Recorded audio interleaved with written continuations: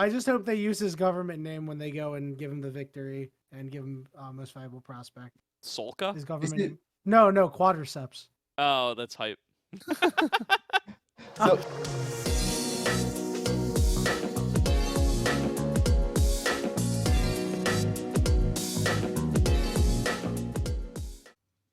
What's going on, everybody? Welcome to another episode of The Salt Mine. This is Season 3, Episode 7, where we have now wrapped up the regular season of the NACL. We're going to bring you just a quick roundtable on all of our All-Pro teams. We've also got ourselves back our favorite guest from the season, Yanni. Thank you so much for hopping on, my man, and really excited to hear what you've got to bring to the table on your All-Pro teams. Well, I'm absolutely honored to be here. Thank you once again for having me on. And, not for nothing on spoilers, but, I had a strong opinion of one of my players that I put on the first team All-Pro way before anybody else did. All right. I'm excited to hear that. TDS is with us, but camless. TDS, thanks so much for toughing it out, even though we can't have you on the video assets here. I feel like my image at the very least kind of encapsulates the feeling that I have right now that we finished an ACL. Full of smiles, sunglasses because the future is going to be really bright and ready for whatever playoffs is going to bring. Let's go. We're chilling. I think I'm expecting this to be slightly shorter than All-Stars was, or than our All-Pro teams was last split. Last split we had a lot of divided opinions. We had lots of different takes. We had Bonfire on, who had some spicy takes. Bonfire not here to issue a personal apology to Scary Jerry, which I think he is probably owed, but He's ducking it. It's all right. We'll give it to him in spirit. I'm sure he knows. We all all owed Scary Jerry a little bit of an apology. I think just some of us were a little bit less. Some of us didn't 2-minute rant about how bad he is. Is what I think you're trying to say. It's true. Jeez. I didn't know that. It wasn't like 2-minute, but it was definitely fiery, and it was definitely like. It was impassioned. It was impassioned. It was definitely wrong. Don't forget, definitely wrong. This was the old Maryville roster. We were across the board 10th place on Maryville at the start of the season. And it's okay, I was too. Yeah, exactly. And this is the episode where we've paid our homage over to Maryville. We've given them their stars throughout the entire season, but this is the official apology episode where I'm sure plenty of their players show up on these lists, maybe even higher than third team here. So we'll go bottom to top, maybe even going to get the Spicy's takes out of the way early on. Let's talk about third team All-Pro. Let's kick it off with the top laners. We'll do this in a way that's easiest to keep track of. We'll just we'll mention players whenever we bring them up, and if other people have them on their lists, they're welcome to voice where they have those players as well and just say their opinions at that time. So if my third team All-Pro top laner is your first team All-Pro top laner, you could just bring that up, and we'll coalesce all of that chat into that discussion of the player, and I'll update your little area above your head accordingly, which isn't there now, but will be there by the time folks are watching it on YouTube. So in the post-production. Post-production, baby. Me sitting on my desk for hours, splicing these in at the right timestamps. That's what it's all about. So let's kick things off with third team All-Pro. Might as well start in the top lane. That's always where it makes sense to start. Yanni, you're the guest. You should kick us off. Who's your third team All-Pro top laner?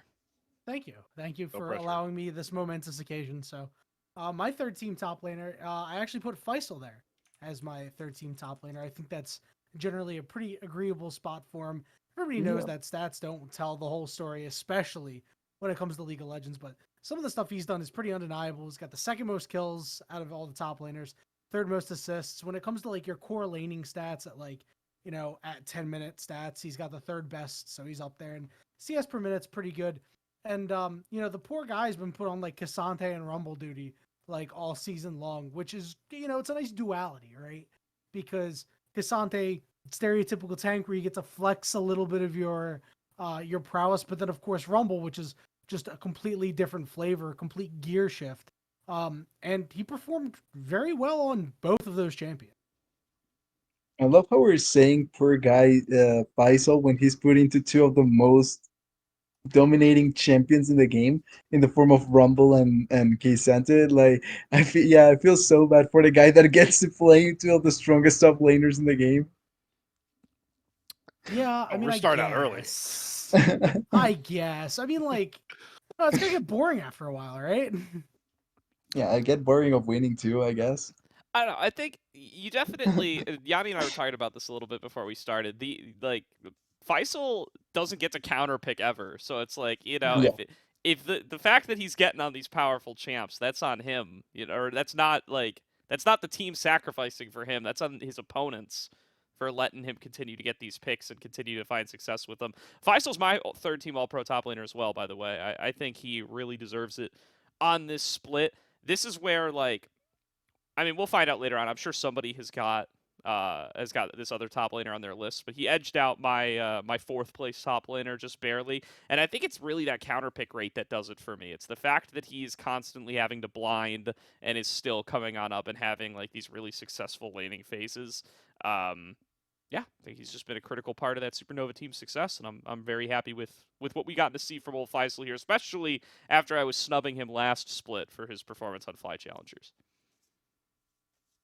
Well, speaking of snubbing, he would be my honorable mention, as I've stuck to my brand Ooh. with my third pick. Oh my god! Because I believe that when he's down, he's definitely worse than Faisal. But I'm gonna bring out the ceiling debate. Quacker is once again my third team top laner because I believe that he is the best player on Wildcard. He was the best player this season, and when he is on, there has been shown to be very few top laners that can survive a lane up against him. Yes, does he get coveted R5 picks unlike Mr. Faisal?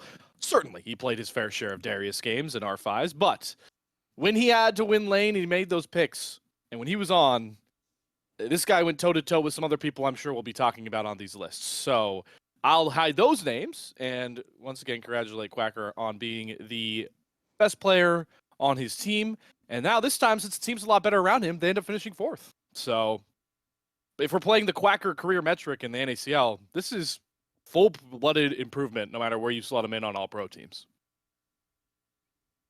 Yeah, that overall makes sense, especially because Quacker kind of slotted into the fourth spot in terms of in general, or better said, Wildcard kind of just put themselves in the fourth spot in between everyone. Really good split by them. I think there was a bit of consensus in terms of the Faisal idea, and it makes sense. Faisal has had one of the better splits I think recently, but I'm with Slayer. I put Quacker as well at third. Wow. I Yeah. I don't think so. Here, the argument here, where I understand the part where he, with less resources, does amazingly well, but I do think that a wildcard without Quacker is not a wildcard, and I think that brings up his value quite a lot for me. And it's not like the number one pick for me gets a lot of counter picks or gets a couple of counter picks here and there, and that doesn't diminish the value that I give to the player. So I feel like the same can be said for Quacker here. And I think he's done an amazing job. Really good comeback split from last time, and I think he can still deliver if he gets the chance. Wow. I'm surprised. I had Quacker third team last split, and I'm just off the, I don't know. I'm a little off the train this split. I don't think he did poorly by any means. I do think he was a big part of the comeback that Wildcard showed. I think he still has the inconsistencies issues that makes me 100%. a little Yeah. bit concerned, and I know you guys owned up to that. I also just feel like it's a silly metric, but he went from most solo kills last split to least solo kills this split. It just feels like I feel like he lost a little bit of that, and maybe it's just the pool getting stronger around him. But I feel like he lost a little bit of that absolutely slamming lane, taking over the whole game thing that he showed on Supernova. I think a little bit more frequently last split. It wasn't quite as needed. I think Wildcard all around were a more solid team around him. And I still think he can play these counter picks. He had the good Olaf games, the good Darius games. He also draws a stupid amount of draft pressure. You have to ban so much Olaf against that guy. But yeah, I don't know. I feel like he was just missing a little bit of what I saw last split. Even though I do think he's improved, I think just the whole league's improved around him, and I was more impressed by Faisal this time. To advocate again, just to throw out there, I think it's hard to judge his Supernova time because of, like you were mentioning, the squad around him is so much worse. And I'm willing to, while this is purely speculation, I'm willing to give some onus to the fact that most of the time when teams start slotting up against Supernova, they probably were thinking a lot more casually than when they had to play wildcard at multiple points in this split. So I think he's gotten a lot more pressure on his plate than he ever had on Supernova. And while, he maybe didn't hit those marks in the solo lane like you were talking about, I still think overall he performed with this added pressure on a better squad with higher expectations. That's fair. That's fair. Yep, I think it's fair. All right. Well, with that said, let's move on to jungle. Slayer, you want to lead us off on junglers? Yeah. So I wrote this down and I thought I think this is spicy, but then I also feel like somebody's gonna be here with me. I have Chad from Fear. I put Chad on my third team All Pro jungle. So I think he certainly was a beneficial area of being able to come to a squad that after everything to get himself here to the NACL. And it's partially me giving him credit for, there are picks where you can't really give over to Chad, right? I think if you give him Kingdred, you're gonna have problems. We saw that multiple times. But really for me is this Fear squad, we didn't as a community, we didn't know a lot what to think about it. I, for one, had a lot of low doubts on Fear. Like, I had doubts on how Fear would perform. I think I had them 7th, which I guess now we're doing the apology episodes. My bad, Fear. But, partially there was question marks. Obviously, there's guys like Gordo who are really high on Toasty as well, and I'm sure we might have a discussion about Toasty. I'm not 100% sure. But I think Chad, the mid-jungle duo, the fact that Chad was such a rock for Toasty and the way they played together, I think is really what sold a lot of the top side for Fear for me. And I think his champ pool is unique enough that it demands draft pressure. And I think he just overall outperformed at least my expectations for Fear as a whole. So I wanted to give it to somebody who's new to the league. I guess in my mind, third pro all team, unless you're really outperforming expectations, usually ends up being these younger guys that they're just recently getting into the league and performed well. So for me, Chad was one of those guys. Technically not that new though. Yeah, I don't think I disagree with anything you've said. I'm just very interested to hear who you left off. Because me too. Yeah, I just feel like I have a very clear. firm top 3 junglers, and Chad's not one of them. So we'll find out, I suppose. I guess I don't know, anything else about Chad from Yanni or TDS before we get to the next player? Hold on. What was Slayer? What was part of your rationale to give it to Chad? Like, you said something about newer guys in the league. Draft pressure. I like to use the third team to give credit to newer guys in the league coming into the league, and I think he was I have a bone to pick with that because he left the league just for a split, and now he's back.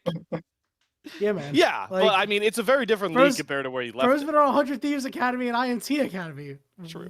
For but a combined total of 15 months. What are we talking about? How different is the NACL Spring Split 2023 to 2024, purely in format and everything else around it? Okay, man, sure. So half of the league are rookies when they've already been in NACL.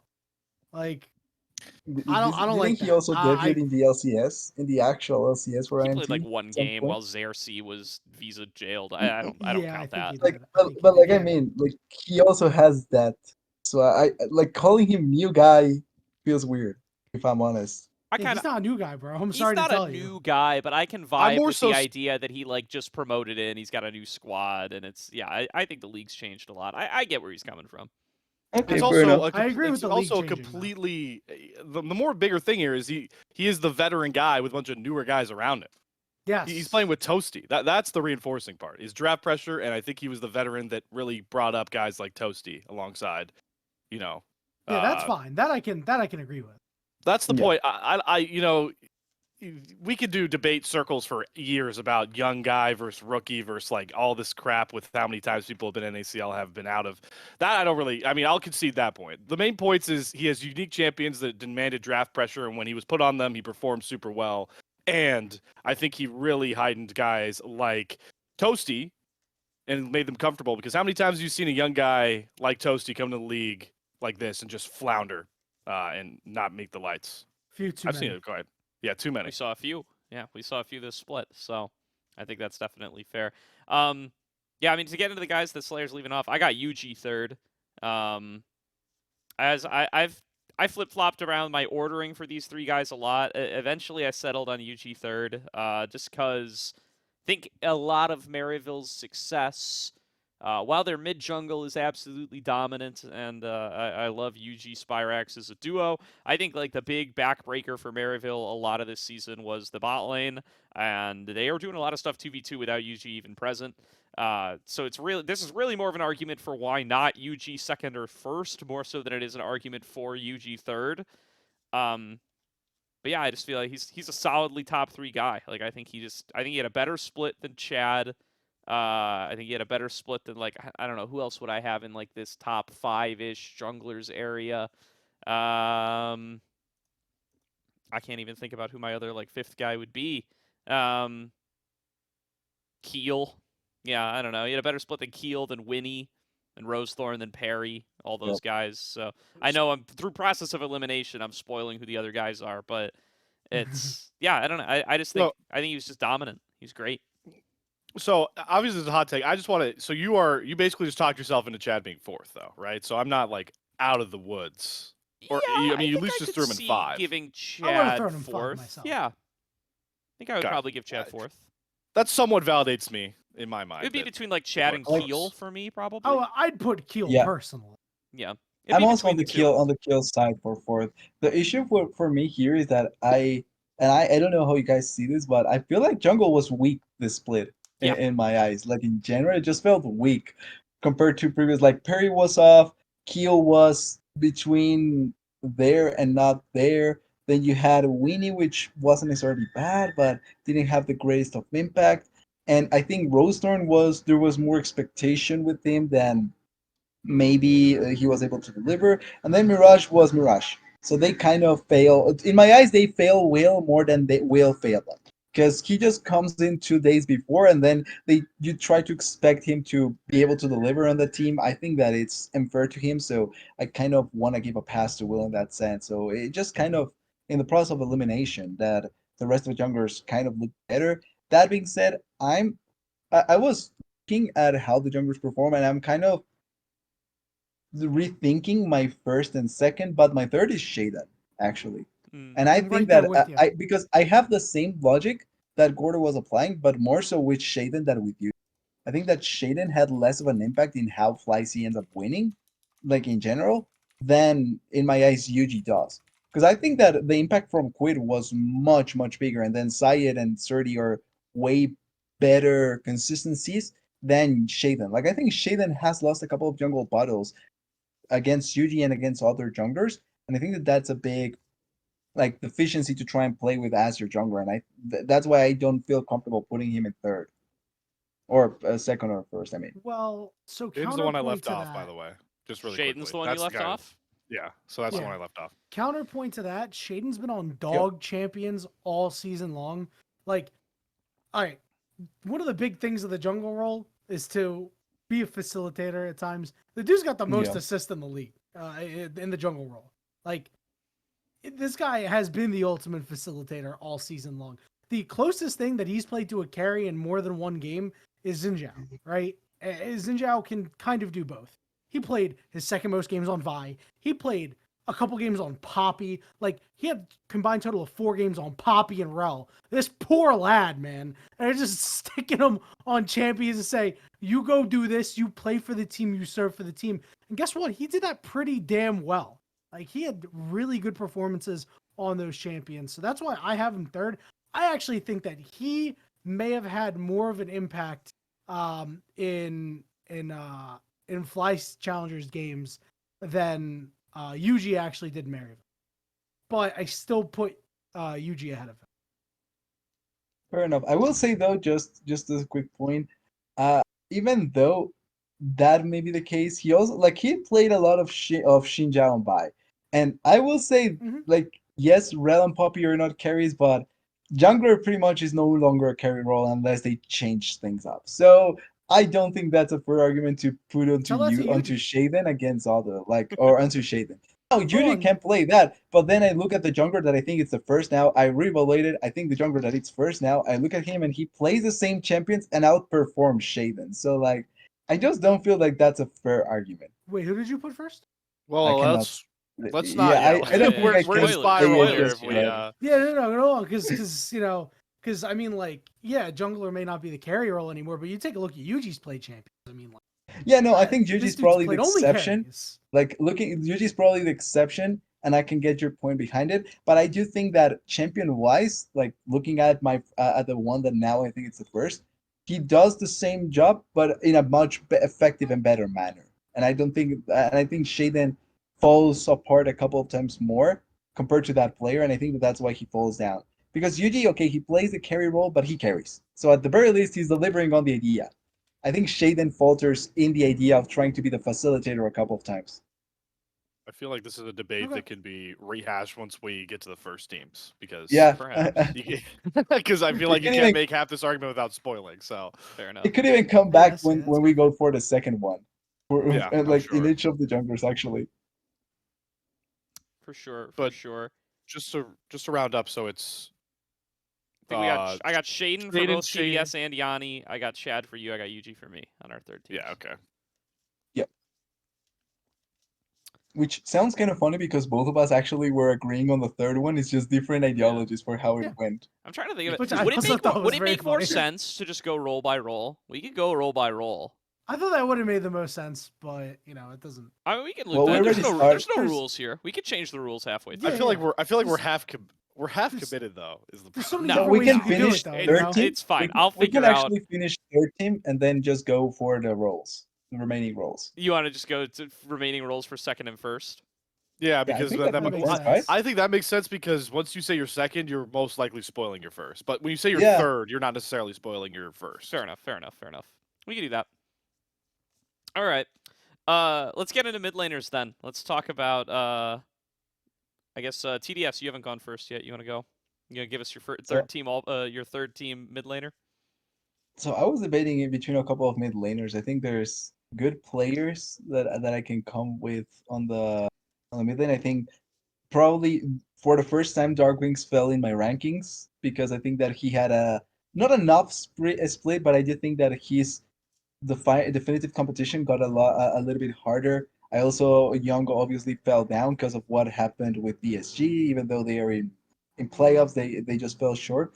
For my third, I was debating between Toasty and Shochi, actually. And I think Shochi is the one that inks out for me. Because he still is one of the better carry mid laners, a lot of counter pick pressure.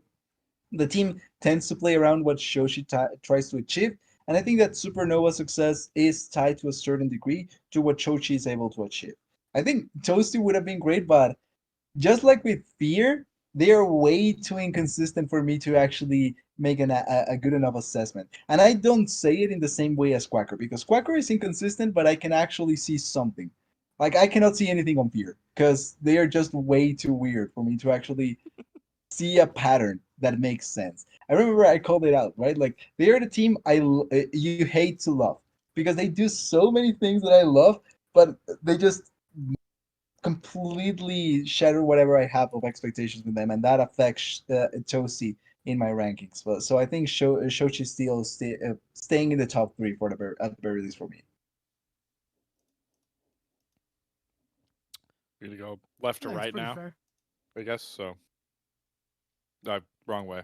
Yeah, yeah. I was like, hold on, wait, which direction are we going in now?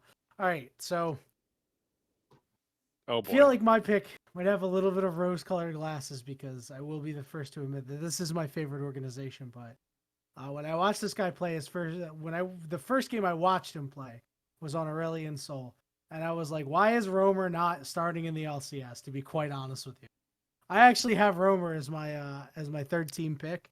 Okay. Yeah, which I know is pretty surprising. He's got really high kill participation. He's got the second highest first blood percentage. His laning stats are among the highest in the league, and I was laning at 10. And you know, he does what Team Liquid needs him to do. Provides really, really high damage. Like, he's the focal point of that team. And while the team's performance has not been that fantastic, his individual performances have been quite good, despite the fact that they didn't exactly yield a lot of wins. Yeah. I have an honorable mention for Romer. I do, and it is because of all the reasons you said. I think he's a fantastic laner, and I think especially these last couple of weeks, where Team Liquid have been able to turn things around. Right, they've won 3 of their last 4 series. I think a lot of that's on the back of Romer and Romer's laning prowess. But I think the biggest team issue that TL had was mid jungle synergy, and I just gotta have them share the responsibilities. So Keel's not on this list and Romer's not on this list either. Maybe it's one or the other, maybe it's both of them just not jiving together, but I do think like the mid jungle of Team Liquid was where things got really tough for them. And yeah, I just have to count it against him, despite how great like the laning stats are and how well we've gotten to see him perform in lane. It's like whenever whenever he doesn't teleport to a fight or is like late on the move and the team seems to have no idea what's going on, whenever Keel is diving underneath the turret and there's nobody there to help him and he's dying for no reason, like it's both of their faults. There's something not clicking there, and I got to count it against both of them. Oh, that's fair. Yeah.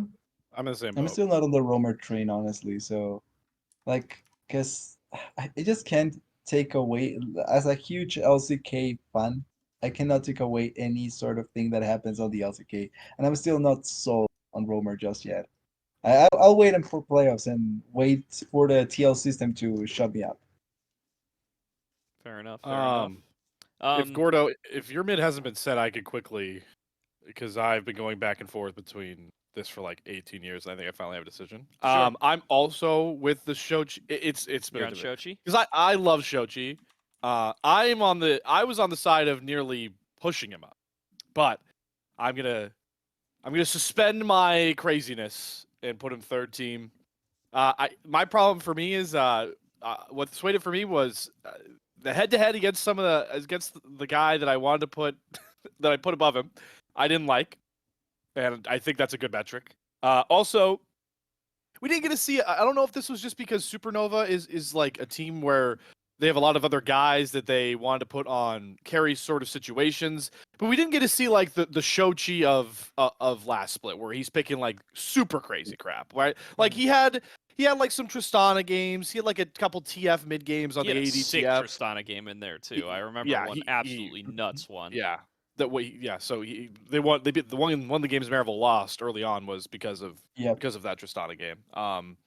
But for the most part, he was pretty just Hui, Karma, some Merchant. Ari, some Nico. Well, I mean, I wouldn't call him a Karma Merchant. He wasn't a Karma Merchant. I was gonna say he only played 2 games of Karma, but he was just mostly in the meta pool, which isn't a problem with how well Supernova did. It's just individually, and we're talking individual mostly with like these pro teams. I didn't get like the Shochi flair of last season, so because of the guys above him, I put him third. But he is firmly third. He was not going to be left off an all-pro team for me whatsoever. Yeah, he's left off for me. I have Toasty. I have Toasty as third. I had to do it. That's bold. It's a little bold, but I've just been really impressed with the individual like performances we got to see from Toasty. Dude's Nico is absolutely cracked. It's started to force so many bans. It gets all the respect in the world. I also just think like thinking back to like the Fear Supernova series, right? Like I think so much of that rides on Toasty's ability to just like absorb pressure. Like that guy in that series, that guy absorbs a very early level 2, level 3-ish mid lane gank every single game, comes out with it positive, manages to make things at least even if not positive. Sometimes he gets the double kill, sometimes he's just trading 1 for 1, but either way, he's just been really, really good in those kinds of situations. I've been really impressed with him in lane. I think he's been able to find some great angles outside of lane. Yeah, he's still a little rusty. He's got a little work to get in there. But yeah, I agree. I just haven't gotten to see...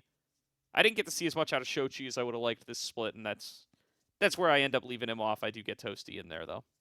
So you said Romer was an honorable mention. Are you putting Romer above Shochi, too? That's tough. That shouldn't be. Yeah, I know, it shouldn't be. At all. It shouldn't be.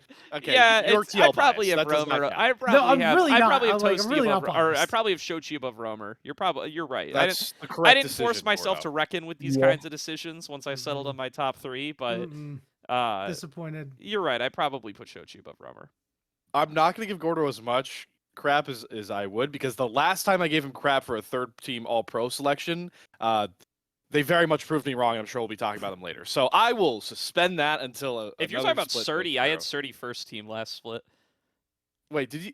Oh God, I had thought he Quacker was- third. I was with you there. Yeah, no, I had Yeah, Surdy Right, all the okay. way up in Well, first. There's a reason that was a whole I'm thing. I'm hesitant to flame Gordo, given recent All-Pro teams and how they've reflected. So this is my nicer split to him with some of his takes. Very True. nice, The very nice. the sturdy number one into EG final performance. I remember that. Oh man, Yeah. the Surdy number 1 into EG final, into Surdy LCS, into Surdy not LCS, into Surdy number 1 again, Yep. baby. Let's go. Into Surdy Whoa! done Spoiler! Spoiler. Wow! Oh, Spoiler! All right. yeah, man. That's like Who would have guessed that? saying, I don't know, some spoiler thing I could give that Like was, saying the from Dodgers signed the most coveted free agent in the offseason. Wow. Wow. It's like saying that's like saying the Red Sox traded Babe Ruth. Come on now. Anyway, let's get to bot lane. I'm the only one who hasn't said theirs first. My third team bot laner is Array off of Supernova. Same. Yeah, let's go. Yeah, keep on track. I'm the same here. All right. I'm wow, not. we I gonna don't get a think there's unanimous or enough not left. you? Not Nope. you, No, Yanni. the Not guess me. has to be Not me. different. I put Built Array different. second. Oh. Oh, Okay. okay. I can Nope. accept that. Yep, Alright. he does this. He's got the second highest damage percentage of any AD carry and the second lowest gold percentage. He gets some of the lowest amounts of resources on the team and squeezes out the highest, like the highest damage that he can. That is crazy for me. And off those numbers alone, I actually think this is well deserved for him to be second. I put Wixie third. Okay. Okay. I'm actually surprised with that one. Not because I don't understand why Wixie, but so you're leaving out one between Syed and Scary Jerry. I am mean, too. That's I- actually yeah, interesting. for I Yeah, me. am because leaving I out have one of them Wixie for sure. second. I'm Yanni, but swapped. So I already know. You don't need to reveal which one. I kind of You can know figure it which out. one you're leaving out. I mean, Yeah, it's I know. I obvious which kind of one know. it is. Yeah, I kind of know which one you're leaving out. So Oh, I gotta gear myself up. Okay. I didn't want to leave him out. I didn't want to leave Sajid out, but I was looking and I'm like, I told myself I wasn't gonna do any honorable mentions, and then I got to Sajid and I was like, I think I need to do an honorable mention. But Well, so I'm here's the gonna- thing. Here's where it comes down to for me. It's crazy that we're talking about Sajed here, but we can talk about Sajed here. The thing about We should. Sajed is freeform.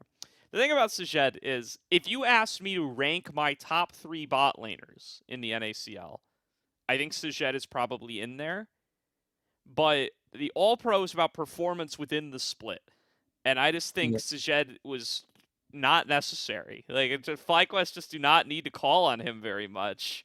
They are Coulda won so with Slayer dominant out on there. the top side of the map that Sajed just ends up being like just kind of left out. Like he's got one of the lowest damage percentages of any AD carry in the league. He just does not like they just don't need him to do very much. They don't really put resources towards bot lane, and so he tends to be a little bit behind in the laning phase. And you know, he comes up, he clutches up when they need him to. He's a great late game carry, but this team just doesn't need a late game carry very frequently because their top side's so dominant. So I just think he just didn't get his name called often enough. There's just so many games that end for Fly Challengers that you could have had any AD carry there and they end the same way. So it's just tough for me to give Sajed an All-Pro award for that.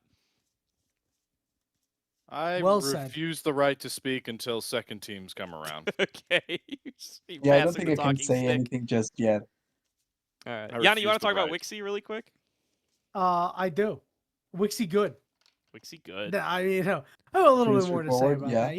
He's shown that he's pretty strong laner. Now, obviously, I think a lot of that has to do with his counterpart Breezy. I think their bottom lane is pretty strong as a whole. Wixie CS is really, really well. Generally means not under too much pressure. Pumps out fair amount of damage. Has the highest damage share among AD carries in the league. So there's something to be said for that. You know, the real common thing about these 3 AD carries that I presume that everybody has as their number one as well.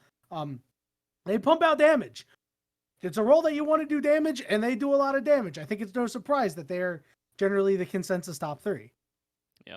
I thought your thing was going to be that they can win games on Callista. That's the unique trait to these 3 players. True. Plus Lens. I think Lens snuck one in there at the end. Yeah, and also, I'm glad that you mentioned Lens, because Lens unfortunately seems to be getting no love here, as far as I can tell. He's my honorable mention. Yeah, Mine too. he should be, and he should be. I think He AD should. carry is actually quite good in NACL. That's the, AD carries like 5 through 1 are all really, really strong. And 6 through 10 are also like nothing to sneeze at either. You agree with that? Cool. We want to chat about supports. You loop back to you, Yanni, if you want to give us your number 3 support for the season. Yeah, so I went with the combined bot lane of Wixie and Breezy. I thought that Breezy just actually played quite well, despite the fact that team didn't play so hot. That's okay. But overall, he was a great complement to Wixie. And, when it comes to his warding positioning and, the efficiency at which he clears out wards and stuff like that, and all the other stuff that he does for the team, plays, some pretty solid League of Legends. The one thing is, if he could just play Rel a little bit better, then he would be in fantastic shape. So I have Chime. Wow, that's low. Chime That's is low, my yeah. Chime is my 3rd. It's partly because I think Chime. The expectations around Chime, especially from me, were it was a pretty high bar, and I like to play the bar game. And while I do, it's partially because I think one of the other guys I'll talk about later did a lot more with a lot less and a lot less expectations. I mean, Chime, I think, at the very least, you would regard him going into the season as one of the better NACL level tier 2 talent supports. I came in here thinking that he probably should have been on an LCS team. If there were more teams, I thought he would be on an LCS team, because I think he's that good. And he would have so been. he would have been. And given all that, That's the story for pretty much a lot of the players, though. yeah, I mean, Yeah. I thought I just always remember Chime back because I thought he made the best out of TSM when he was on there and stuff like that. So, well, I still think like he is that level of great talent. It's a mixture of things like flight challengers was always obviously so stacked, so there weren't a ton of opportunities for Chime to go pretty crazy. Or he's also playing support, so going crazy isn't necessarily in the repertoire a lot of the time. But I think what I made sure he wouldn't drop out of a all-pro team is I think he was the perfect complement to Sajed.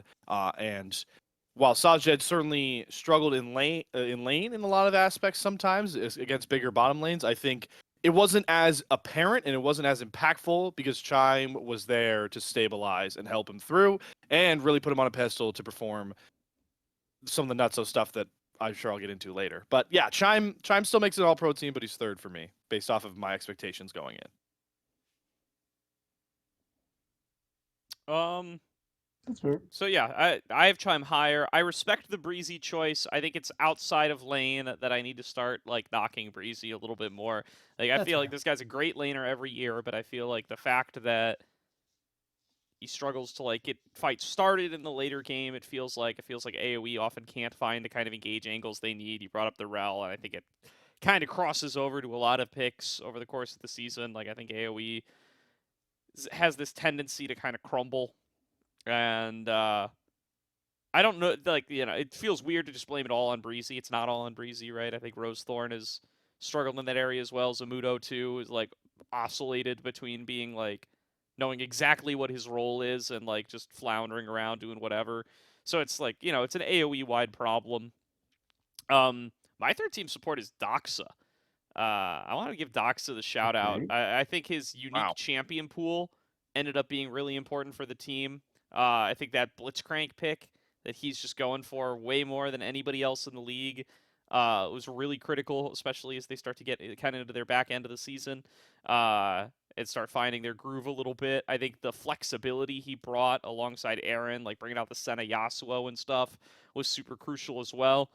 really, I think the support pool for me falls off pretty hard after the top two, and I think Doxa just is a fun player to shout out that stands out to me just because of what he's brought to Wildcard as the team.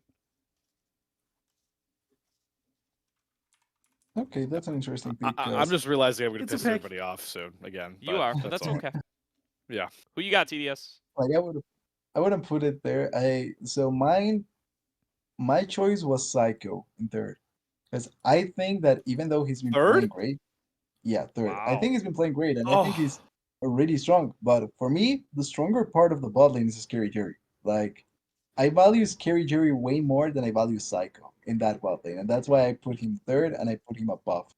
And you'll wait and see where I put Scary Jerry. But yeah, I think that Psycho has this thing where I like how he does, and I like how he plays for Maribel. I feel like he was really well suited to how they played last year with the Odd Orange, and this year he kind of adapted really well to now playing with a much more carry-oriented sort of jungler. Plus, having a Scary Jerry be much more consistent as the AD carry. But like, I don't think, or I don't really put him in a spot where I can see him above the other two that I have. Both because I don't think that he outperformed them, and I don't think that he was one of the main reasons why the bot lane was that great in my eyes. well. Yeah, that's a hard disagree for me. Throw that Same. one out Same. there. It's fair. I'll It's reserve fair, the that's- right to Yeah, discuss we'll get it more into later. Zyko, I think, a lot Yeah, more because as we we'll get get into there. second and first. But yeah, The I T mean, in I don't, TDS stands for hot take. with that Oh. said, let's get into second team, and yeah, let's go roll by roll. This was a disaster. Let's let's talk a little bit about. We should have gone roll by. I think we went roll by roll last time. I think I like bamboozled myself just thinking about like how I would edit it in after. And We I was Nonetheless, like, definitely did. yeah, The way we did third yeah, team is the yeah, way we do did whatever the you want. entire thing last time. really, 100%. 100%? Yeah, 100% we did. That sounds I don't know. awful. Well, That's why it took so long, I think. maybe. Let's go by roll. Let's go by roll. let's let's see what we got going on here. Second team all pro. Well, let's talk about top lane, and we'll get both of them in there. Second team all Throw it pro. out, Gordo. What's that? Throw it out. Yeah. What are your let's top hear looking it. like? You're the My top second chat team of this top- My second podcast team now. top is Jenkins. I blown away by Jenkins this split. I think he So came good. back after his sub time looking absolutely great on a team that sucked for like a lot of the he's season. he's by the mine way, too. he was He's mine Yep. too. tremendous. He was so good. Yeah, I mean, if it wasn't for my boy up in the top at number one, yeah, I mean Jenkins would be standing out a lot more. I think the same is true for Faisal too. Actually, like I think Faisal is like a little baby sturdy. You know, he just like he fills that same role on the same team where he's just like he's a lot more sacrificial. The other players on the team are getting draft resources. He's kind of just getting left alone and successful on his own. I think Jenkins has got a little bit of that in him too, and yeah, I think that's across the board. I think that's just been so valuable for these guys. So wait, because we're doing it by roll, I'm pretty certain we all just have Jenkins 30 2-1. Is that not what we're sitting at? I do, yes. Let's see. I That's don't what I because have. I don't have number two Jenkins. What do you have Okay. number two? I went with a much more boring option. I just went Niles because Mm. I just thought Niles had an amazing split. Honestly, like I like that. I understand Jenkins and I think he deserves an honorable mention 100%. But I just feel like Niles had such a good split. Like the only one that for me came above Niles is Surdy. Honestly, I just think Surdy was the only one better, and obviously the spoiler. But like yeah, Niles, I feel like after everything that I've said before, I want to give him the recognition that he deserves this split. So Yeah. He was the only MU guy left off. yeah, same. I left him off too. I thought about putting him third team. He would have been an honorable mention if I did any, because that team without Niles is not good. They're just not that good. They just, when he wasn't playing, there was just something different about them that was just not clicking. And all the metrics say he had a pretty average season. And what I will say is the top role in NACL is incredibly stacked, in my opinion. So to be able Yeah. to have an average season and an incredibly stacked role is like pretty good. It's definitely pretty worthwhile. So I would say that if you're taking into account what else the intangibles that he brings to the team, I'm with TDS there. I did, as I stated earlier, as Slayer confirmed, I did go with Jenkins 30 as well, but I like where TDS's head's at.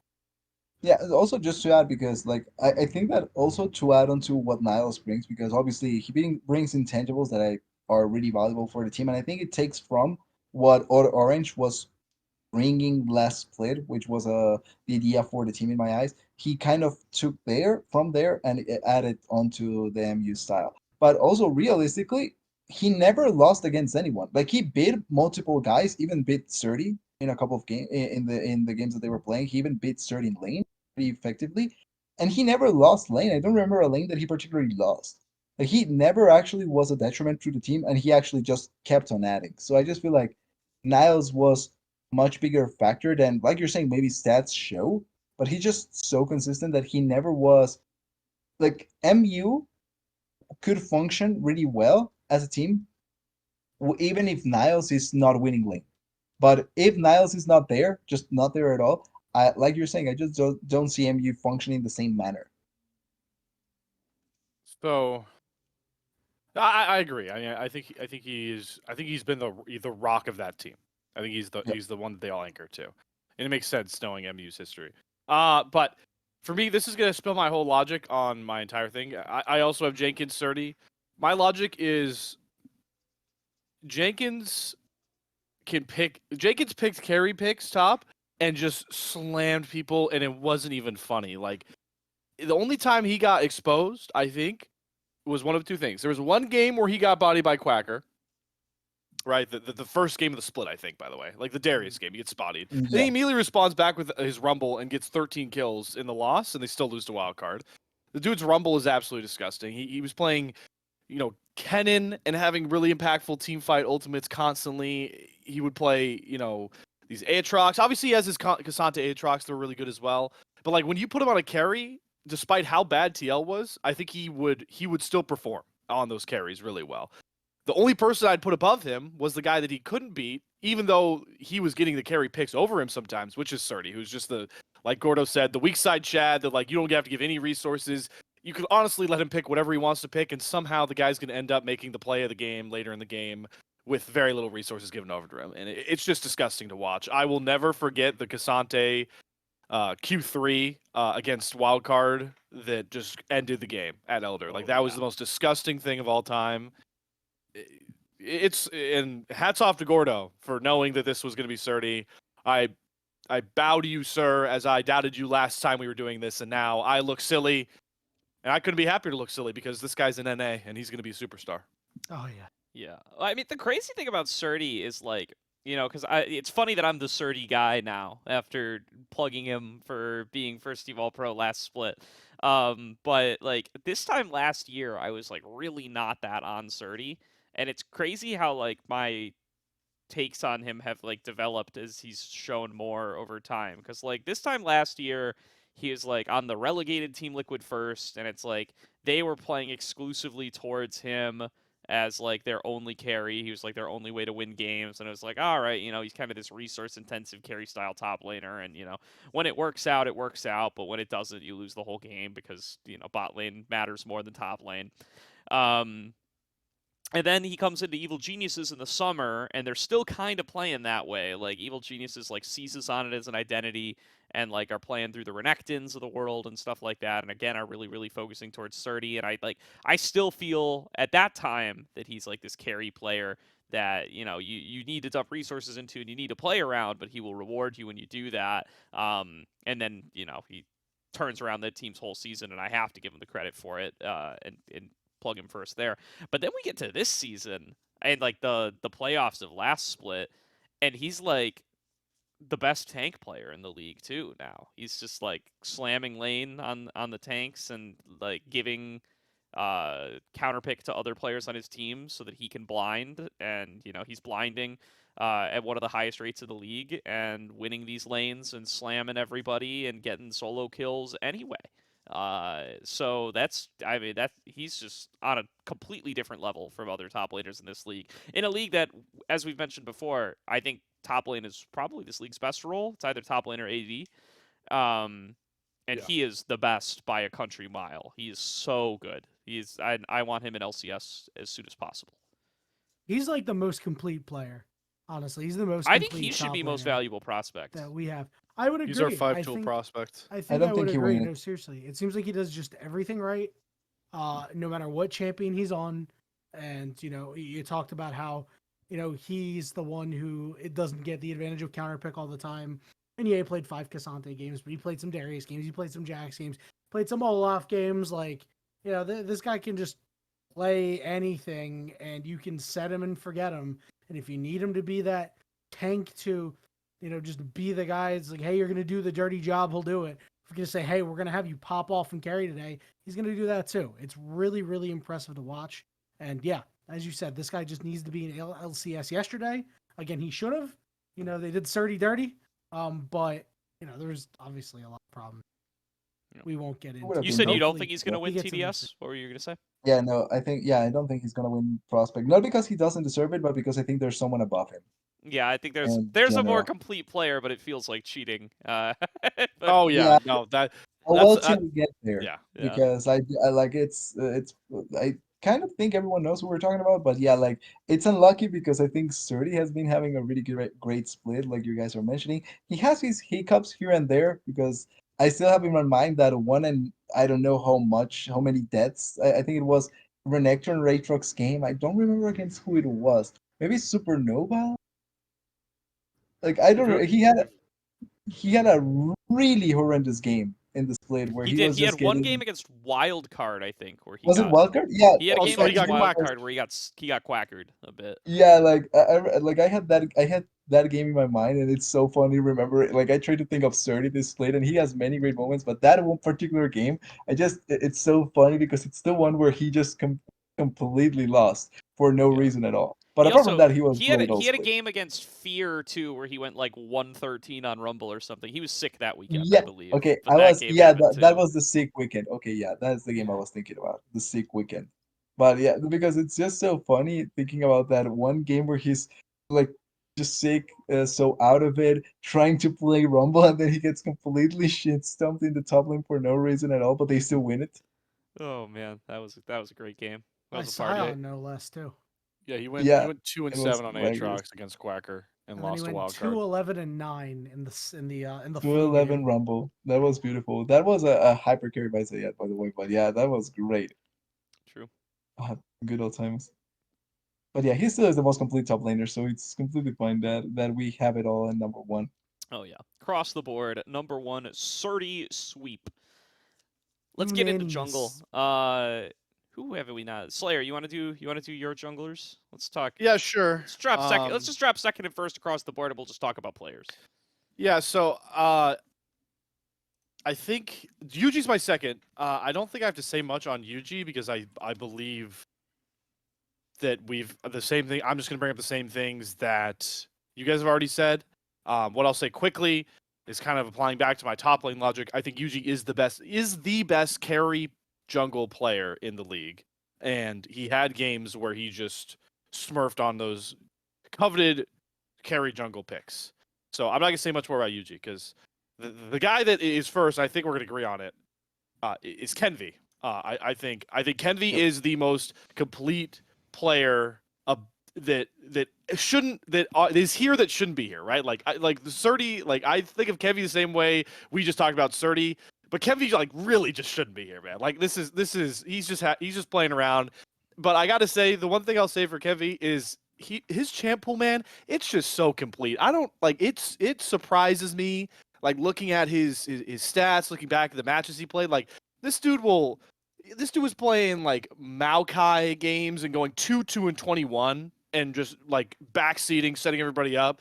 And then he'll like later down the split, he's playing Lee Sin and he's going like 12 kill Lee Sin games. He's playing Graves. He went 16-1-3 on Graves against Wildcard. Like the fact that these games are happening in the same split in a matter of weeks is just crazy to me. Like this guy is just playing around with some of the jungle matchups he had this split. He was just autopiling it, and it still looked fantastic. Get the guy to the LCS already. Like Surdy and Kenvi, they should have, especially Kenvi, should have already been on an LCS roster. and I'm assuming we all have him number 1. I very much hope so.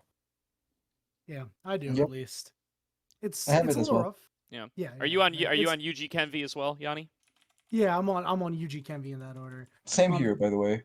Usually can be. It's I'm on really rough Shaden Kenvi, about- so I Okay. just have my UG That's Shaden fine. That's swapped versus Okay. what Yanni and TDS have.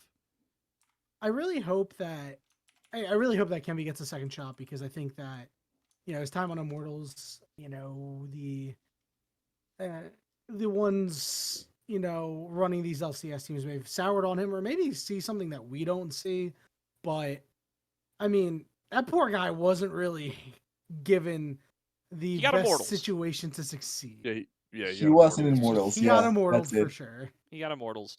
You know what's crazy about I was looking this up the other day. I don't remember why, but you know what's crazy about Immortals?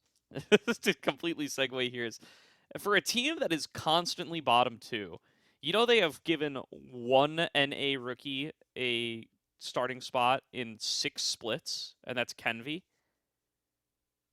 They have not started a Great. North American rookie since Revenge, other than Kenvi. He's retired. Yeah. Bro said in Seven Immortals. splits Okay, ago, okay, they okay. started Revenge. And since then, Okay. they have not given anybody a shot other than Kenvi. Kenvi's the Here's only ex- one. Here's exactly what happened, right? They were like, "Yo, we got this revenge guy. Excellent. All good." Well, that didn't work out. We're going to go back to no more rookies. Lose. You know what? Maybe we should go back to rookies. Get a rookie, lose. Man, fuck, it didn't work again. What's going It's on? like, well, it's so crazy. Like, how is your answer a rookie? Like, that is what is going on? It's like the how are you it's the like worst the, team you know, every if you split, smell, never even trying to Yeah. get somebody new? They get If you they smell get shit import everywhere you rookies, go, to be fair, but they do it's not. you. Yeah. Yeah, they've gotten like Fleshy and in Castle and Mask, but it's just wild to But me. the That's your result fun is not fact. the same. That's your unfun Immortals fact of the That day. is very unfun. It's okay. Maybe after the 11th time, they'll actually realize they need to add one more rookie. Oh my god. They'd pass on Faker's son if it came down to it. Like, we don't want this rookie. Ah, Trust him. get him Even outta if he here. was born in North America, they Well, would say like, if he was nah. born in North America, that's when they would. If he's Korean and takes up the import slot, hell yeah, get him in there. Yeah, that's true. Oh boy, Immortals.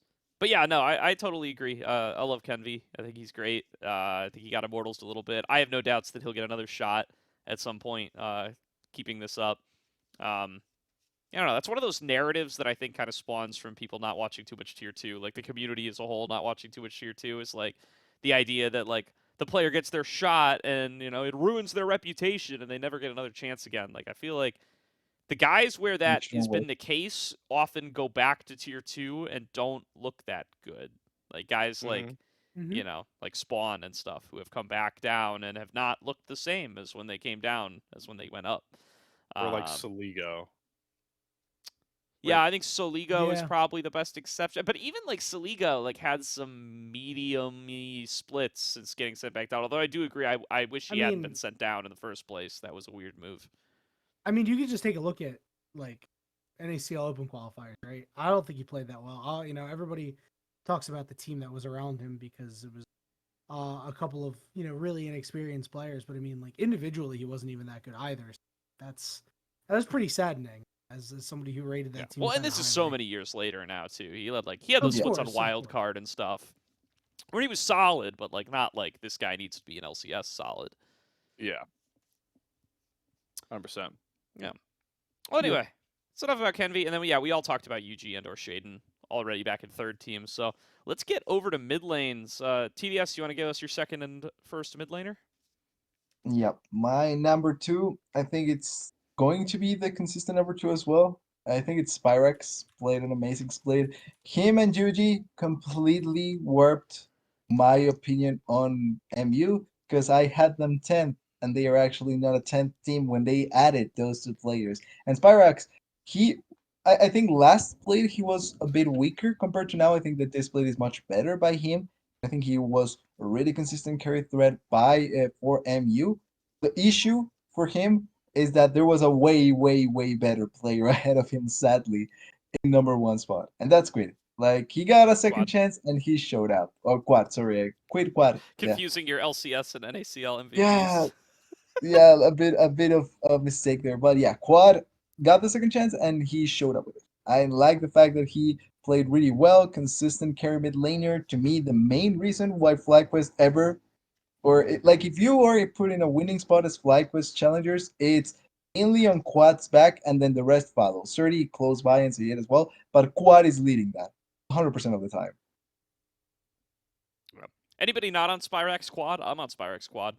No, I'm I on mean, Spyrex I think Squad. we're consensus. I also think I yapped too much on Kedvi, so not much more for me to say here, guys. I think it's pretty consensus. Yeah, I don't think really much more needs to be said. Oh yeah, and MVP prospect Quad, by the way.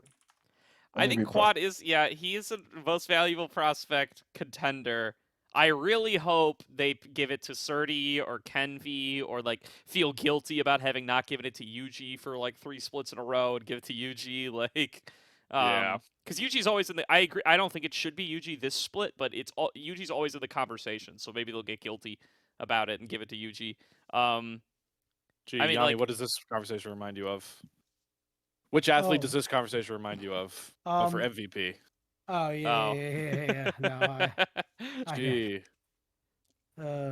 Anyway, Luckily, we don't have to have this conversation again. Sorry, tangent. no, it's you're okay. fine. Philly yeah, sports it was- tangent. Sometimes it We comes had over to. you. I get it. we had to. Yeah, Funny how you guys I know really what hope we they're don't give talking this about. guy with like 100 career LCK games most Yeah. valuable prospect. I think that'll be That's true.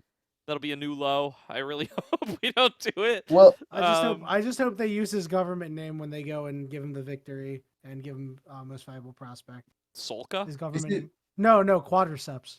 Oh, that's hype. So I'm is sorry, it- I just Like can't is write it that. more Is that his government than- name? No, it's Quadriceps, bro. Sorry. that name is horrible.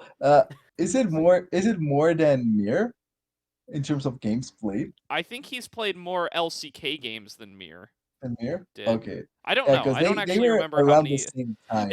And definitely more recently than Mir. That's the other thing. Like Mir was coming in off of OPL Yeah. splits. This guy is coming straight off. He's playing LCK games last year. Yeah, man, that's crazy. It was way more recent, yep. Yeah. So please don't give MVP a quad. Please give it to Surdy. Give it to Kenvi. Please. Kenvi never even won it, actually. Which is crazy Nope. to think about. I guess Kenvi kind of predates the award a little bit. Yeah. Well, isn't He he, played with also in the Dokla era that 1 year. of? But the thing is, he's from the era of 9C dominance, isn't he? Like from Tomio. So he was kind of always in his shadow to a certain degree, no? No, I Tomio think Exio, I Kenvi would definitely had say. splits where he was the best jungler in Academy. Okay. But I think it kind of I think the only split where the most valuable prospect award existed and Kenvi was also in Academy, I think the only crossover there is 22 Spring, which is when Dokla won it. So I think he Okay. only actually really had one shot. He never really had enough more Yeah. opportunities for that. I could be wrong, Lucky there. but that's what I think. That's what I believe I remember. Yeah, I mean these guys are great. Shout out to Spyrex as well. Coming back. I think Spyrex impressed me more this split than he did on Fly Challengers. Yes. Which Yeah. is sick for him, right? I think last split I had him below Young, I had him below Shochi. This split I have him above both those guys. And if Quad were not here, I think he would be first. And that's Above him. Real Yep. quick, can we talk about the year that everybody thought Spyrex was gonna have? well, by the everybody way? thought the year he was gonna have was gonna be in a different lane. Yeah, all my shade towards life Spyrex comes was, at you fast. Yeah. Life All my does. shade towards Spyrex was top lane Spyrex shade. Yeah, I was know- like, oh no, man! I can't believe you're doing it to this guy. And it might. What's gonna be the one mid of the- laner if Spyrex was the top lane? Get back. get back. Yeah. Oh no, I didn't want to remember that. Oh no, now I remember. Jesus. This is another lovely reminder That's to all savage. viewers that when we ranked MU at the start of the season, this was the roster we were getting. When everybody ranked them at the start of the Yeah. season. But guess what? Yes. Even when you had their regular roster, nobody was going to put them in, number 1, number 2. It Yeah, just wasn't but gonna They've happen. overperformed expectations, even though the expectations were set with a different roster. Even if you had expected, Mhm. I would have put them maybe 5th, 6th. I would have firmly been like, oh well, this team's good now, but they're worse than Fly Challengers was. and Yeah. and Fly Challengers was like third, fourth. So Yeah, I would have gone for fourth, straight fourth MU if I probably at would the have gone start of the fifth. I season. think I would have had them below both Challenger teams, Supernova and Disguised. Yeah, I probably would have settled in the same way. I think I Fair would have had enough. them a little lower. I might have had them, I might have even. I seventh, was maybe really hyped for knocked this out. AOE team. I might have even put them below this AOE team. AOE Out of kind of because hyped all of don't us. forget we hated Scary Jerry and Psycho coming into the season. We thought this bot lane was booty, dude. We did not believe in them. No faith. No faith. Yep. Yeah, in the maybe lads. I would have thrown them. Yeah, hindsight's 20/20, isn't it? It Listen, is. I will say in the past I have called Scary Jerry a floor raiser. That is completely incorrect. Yeah, we've said some mean As much things about respect these as I guys in the have past. given him since, I did earlier in the year call him a floor raiser. He's great though. I mean, holy crap, this guy should be He's in that dude. consideration. Like that's what's really interesting to me. By the way, like again, another tangent, but like Well, I mean, this is the next. I mean, we can just go to LCS the team. next Well, and position. like, but like, Yeah. it's more broad. Is that like LCS teams should be looking at Maryville University players right now, and that has not like straight out of collegiate into LCS has never really been a thing. Golden Guardians tried it that one time with a guy who is on Maryville now. Two guys who are on Maryville still, but that was a terrible idea at the time. Like at the time, I don't think collegiate was anywhere near academy level. And yeah, I mean, other than that, it's like what other players have gone straight from collegiate to LCS? Like Popstar Adrian, like way back in the day. Like, Oh my God, that's a throwback, bro. I think that's That's the a only one I really can old think one. of. It's not. um, It's crazy that we're in a position where that's like a real thing now, though. Like Yeah. LCS teams should be looking at this Maryville roster. You should be considering these guys. we do get to play the game that every college football fan likes to play. Can the best college League of Legends team, aka Maryville, defeat the worst LCS team, aka Immortals, right? Yeah. Like you play in a best of 5. How many games is Maryville winning? I think they win at least one. Yeah, might win more than one. Right. Right now, I think Maryville win it because Immortals haven't played a single best of 3 in a very long time. So, Yeah, is it Maryville would fearless or no? unironically have a better Somebody world tell me, run. is it fearless or no? all right, I think we have to we would have to compromise and it not be fearless, but it's more than one game. Yeah. Well, it has to be like live stream on stage for like stakes because apparently Scrim Immortals is totally different. So it's got to Interesting. we got to replicate the stage pressure because that clearly makes Immortals the worst team. And it could affect Maryville because they're not playing on stage right now. True. So everyone on the same nerves. I don't know. All I know is Immortals is a 6 Scrim team, so you gotta take away that factor. Let's talk about our bot laners. Let's go 2 and 1. Yanni, back around to you, I think. Yeah, so I went with Array as my second team AD carry. Mhm. We talked about earlier the second highest damage share while getting second least amount of gold. And then of course, I mean, there's not too much to talk about. It's that guy. It's the boy. It's frightening Reginald. There Scary goes that Jerry. man. Yeah, there's not much to say about him because he is just the best AD carry in the league right now. He's playing like it. The stats back it up. And I said it first. I was ridiculed, by the way, on Twitter for putting Scary Jerry as the best C-Law AD carry, right? Well, this is why, bro. Dude started popping Good off old in times. ACL. Yeah, I am on Wixie and frightening Gerald, as Yanni said. Yeah, I mean, the Windows Scary Jerry finds. There is only one other in team fights. There is only one other guy that comes close in team fights, which is Sajed, who is my second team. Yeah. So you guys flame Sajed too much. I don't care if I get ridiculed for putting this guy 2 above Array. The things this man does in team fights are unheard of. All of you remember the Vayne game where he saved it for wildcard. How many players would be able to dance around an entire team, including the most broken form of Smolder, by the way, that was fed at Aaron, and find that solo kill? Listen, the best type of AD carries you can teach an AD carry to perform well in lane, all right? You can teach an AD carry player to perform well in lane, come outside, like, fine. You can't teach team fight, positioning, and abilities to find windows to affect fight after fight after fight. Did Sajed have some rough lanes? Yes. Did Sajed have his welcome to NACL moments occasionally? Yes. But I don't give a crap, because when it came down to those team fights, the dude was arguably the best AD carry in the NACL, only behind the guy who also has the laning prowess, which is Scary Jerry. So, Sajed had, in my opinion, Sajed's team fight ability is right near up there with Scary Jerry's. It's just Scary Jerry has, everything. He could do everything, and Sajed isn't at that point yet. But because I haven't seen the other AD carries do what Sajed was doing in some of those team fights, I gave him the second team. I'll take all the flame for it. I'm sure I'll be reaping it up in future splits. It's okay, Slayer. You don't need to take all the flame. Because I'm taking all the flame because I have Sayed number 1. Whoa! Yeah.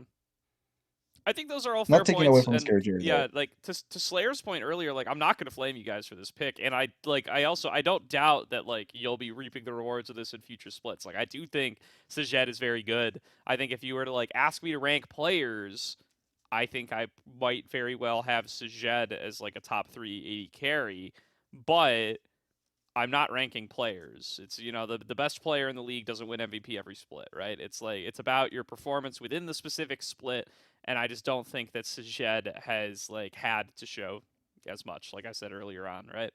I think what he has gotten to show has been good. I think, like, I've been very impressed with what he has gotten to show, but again, I think it's just, there's just the percentage of games where he could be anybody and do anything, and it doesn't matter, is just so much higher than it is for any other AD carry in the league. So he just has that like buffer that nobody else has. And maybe I'm overcorrecting, right? I'll admit that that's possible. I think that's a fair opinion to have, but it's like, yeah, I don't know. That's where I knock him down. I agree with you, Gordo. I mean, again, certainly Sajed has had his moments, and this is a guy who's his first experience in NACL. Like, certainly he's going to be just fine. Like, Summer Sajed is going to be like so good, I'd imagine. I'd give him rookie of the split. Oh, for sure, I would too. It's either him or Toasty. Easily. Actually, I don't think you can give him rookie. So what, you give it to Toasty? No, you'd have to give that to Scary Jerry. No, he's not a rookie. He's not a rookie. He played. Maryville was he your last not split. play? He was still there. Oh, duh. Yeah. Duh. I've completely not a rookie forgot in this about league. I completely forgot about. Yeah. How did I forget about that? Because you didn't watch Maryville games last split. Because you didn't watch need Maryville to. last split, yeah. Yeah. Yeah. He's just shell shocked. He's shell shocked. Yeah. But, I did not say. Yeah, I guess I just got pretty grandiose with when I go on these tangents. So I didn't actually. I didn't think any of you guys disagreed with the stuff about Sajed. I'm just gonna cap harder for him because that's how I act. I cap harder for certain players. I mean, we all know me. If you watch, you know how. Well, I remember it was the same thing with me with Zazel last split, man. Yeah. It's the same, Well, I mean, it's the the real crime for Slayer and TDS Zazel's good, all right? The real crime for Slayer and TDS to me is leaving off Wixie. I love Wixie. Yeah, I just can't believe you Wixie just, and I was really high on Wixie. The problem is that I just felt like his early part of the split was way too questionable. That's fair. Yeah, but by leaving Wixie off, you leave Wixie's dad off too, which is well, okay. Yeah, if Wixie's dad factored in, Paul is Team 1 NACL fan. All right, easily first team All Pro NACL fan. Easily. And I'm confident there's going to be a split where Wixie will be very high up on my list. But unfortunately, with the role of AD carry, this is gonna sound so silly. It's not really with solo. It's not really with team, I guess. But the current state of AD carry in most of this split, it's very hard to have a super big effect unless your team is propping you up. Stop complaining. Get out of here. Am I wrong? Am I wrong? The role's weak. Yes, I the actually role's think weak you're right wrong. now, but the I role don't has. I don't think so. I think it's it's a fine. little weak, but I don't. It's like a boy who cried wolf situation for me. AD carries have been saying their role is weak forever. It's not even the role is weak thing. It's just the nature of the position of AD carry is that you need support, like pun intended, right? But like if the rest of your team does not have avenues to succeed well, AD carry is the role that's going to most detriment will come to them that is for just it. a draft gap, isn't it? No, I mean like It's a team I'm saying gap, like actually. if your other lanes are not performing well, 80 carry relies on other Yeah. parts of the map to at least be going I did. even or performing better. I think that's what goes to wrong for even be able to Wixie a be lot effective. this split. Yeah. Yeah, that's what I'm saying. Yeah, so I'm sure that's what I'm saying. Once Wixie lands on like a team, like it's kind of like the same thing with Quacker, right? It's like I expect Wixie to get put on a better team next split, and then we'll be having these conversations about Wixie. I did. Yeah. I did see a video today that goes exactly what you said, Slayer. It was like, yeah, this is a video I watched of Holy Phoenix playing solo queue. He plays super aggressive early on, and he takes really aggressive trades. And he goes like 2 for 1 here. And once he gets ahead, he continues to do these aggressive things to push his advantage. And later on in the mid game, he tries to push his advantage and then gets one shot by this game. And that's 0-5. Like that is kind of just the life of living 80 carry. That is the Yeah. life. All right. Let's get into support. I'm going to say mine first, and then I have to step away for one quick second, but you guys can continue the conversation. I have got Chime number 2, Zyko number 1. Same. So I have Zyko number 1. I'm not gonna be the one to rant against TDS's point, but what I'll quickly say about Zyko is I don't think there's a player in the league that improved more than Zyko from last split to this split. Oh, It yeah. is night and Yep. day in my mind. Insane to me. So he's 1. My 2, I might get some flack for this. He's certainly a veteran in the scene. I was really impressed by Daption, man. Daption's my 2. I like Daption a lot. And I'm gonna bank off of Gordo's point for Rookie the I'm split blanking on contender as who- well, by the way. Yeah, technically, even though he's like been around forever. But what sold it for me for Daption was his creativity with the support role was super fun to me. He won 2 support Heimerdinger games. Like an ACL. Like that's crazy to me. Is So, that the mark? Good. The support Heimerdinger That's game? the bar, baby. listen, man, listen, TDS. Fair enough. Unless that's a pretty hard bar to climb through, unless it was like Fair start of enough. last season. Really good. Before we So, dive in, who's your 2 and 1 TDS? Oh yeah. Whoops. Go ahead. Number 2 is Chime, Okay. and I can see nobody has this one. Number 1 is Diamond. That's I actually like this pick a lot. That's It's a good pick. So yeah, because I'll to be right me, back. I think Array obviously gets a lot of value. No, don't get me wrong. I think Array has been performing great, and I think he's top 380 carry. But I think Diamond, once again, like I just feel like he doesn't get enough of the credit that he deserves for what he accomplishes for a lot of teams. Like teams find a lot of success when he is immediately put into there. He's a great support, enables 80 carries, enables the team, does a lot of the great stuff that you would love to see. And I think he did a bit more than what I was expecting Chime from doing. And I can say I think he's the better part of the bot lane as well. Like not taking away credit from Array, but like the same comparison that I did with Scary Jerry and Psycho. I think Array Diamond is the better part of the bot lane that's kind of bringing it up as much as possible. Sadly, it's beginning to be showcased that I do think Diamond is going to be stuck in that limbo of too good for or really good for an ACL, maybe not that good for LCS. That's a shame, but I think that pick is Yeah. I think it's a fantastic pick. Yeah. Yeah, just really flexible player, and brings a lot of stability, as you said, to whatever team he goes to. That they are getting an upgrade. So yeah, you know what? I can. I don't know if I'd put him first, but I think that if I were to see somebody's list where he wasn't top 3, I'd be like, that's a shame.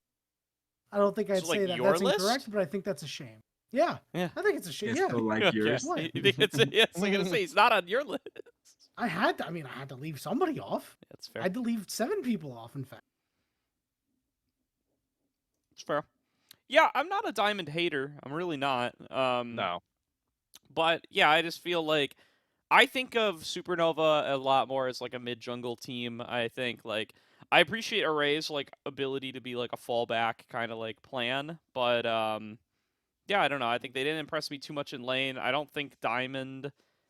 I do think they do have to call for Diamond to be the engage. I think a lot of the time, and I do give him some credit for that. But I also think like Fi still shares that responsibility, and Kenvi. Slayer brought up the complete Kenvi champion pool point, right? Like Kenvi will play the Nocturnes, he'll play the Vise, he'll do some of that as well. So I don't know. I just don't he just doesn't stand out to me enough to be a top 3. What I do want to note is like I'm surprised that TDS is so much lower on Psycho. Like, to me, like, Psycho is almost more important than Scary Jerry to me. Like, I've been very impressed with Scary Jerry this split, and I think both are, like, prospects people should be keeping an eye on. But, like, the jump from last year to this year for Psycho, absolutely nuts to me. His Renata gameplay is, like, immaculate. And, like, he plays it all, right? Like, he'll play the Renata and the Melio as, like, some of his most played champs and, like, be spamming that every game and chanting and buffing up Scary Jerry. But he'll also, like, he'll play more Rel than any other support, too, and he's going to be fantastic on that pick as well. So, I mean, and the Nautilus, too. Like, I think he's played both halves of the support pool crazy well, and I think Psycho is, like, my number one support in this league right now, I think. Yep. By a lot. Like, so, like, not just for All-Pro, but, like, for LCS prospects list. Like, I think LCS teams should be looking at Psycho. I don't think it's unfair to call it like that. But like you're pointing out, there's probably a much better ascending trajectory from the improvement that Psycho has shown. The thing is, I thought like comparatively, I think Scary Jerry showed that same improvement, but I think he was last year great, or last time he was already great. He became way better. I think Psycho wasn't that good, or wasn't that good. No, he was okay. He became really good, and I think that difference in like prospect that I have between the two of them is what separates them for me. Because I think that if you take away Scary Jerry, I can see Psycho or not failing, but kind of getting put in a spot where it's a bit more difficult for himself. Because I do think, like you guys were mentioning, right? Like the fact that Scary Jerry is doing so many things so good makes it easier for the support to do a lot of the stuff that he wants to accomplish. That's fair. And same can be said vice versa, by the way. Like if the support is really good, like it just makes AD carry's life way easier. Yeah, easily. Yeah. I appreciate your shout out to Daption as well, Slayer. Like I think he's like an honorable mention for me too. I really like Daption. I think I just end up going up with Doxa a little bit more, partially because like I feel like it feels crazy to me to not put wildcard players on, and I know I'm not putting Quacker on. So it's like, but I do think Doxa is like a solid second most influential player on that team, at least for me. Maybe I'm underselling Winnie as well, but similarly, like I mean, the top three junglers are just so firm. Yeah, just to quickly talk about wildcard, because I also am with you on the point as the guy. Oh yeah, really quickly. I told all you wildcard would be good. Only one that had 5. Get that out of the way. Hold on, hold on. Stop. It was only one.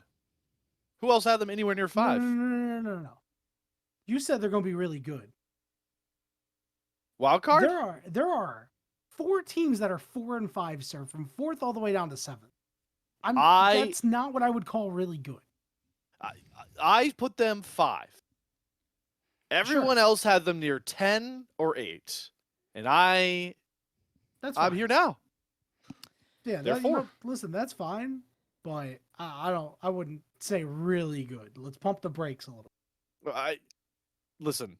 I throw a lot of words out. The marker that matters is that I had them 5, and I can classic victory lap play-by-play. All right.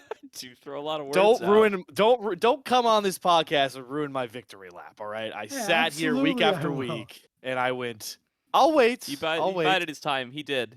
He sat here while I said that Wildcard would not win another game the rest of the split and get relegated. I remember that. Didn't they beat Fear that week when I said they're going to beat Fear? Fear that week. That was where this all started. I mean, they turned around that whole season. So they were going to beat Fear. I stuck by and I held by. On Twitter for that.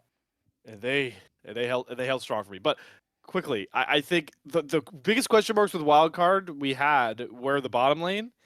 And while I think the talent is just too stacked in the bot lane right now to justify putting them, except for you for Doxa, which I respect.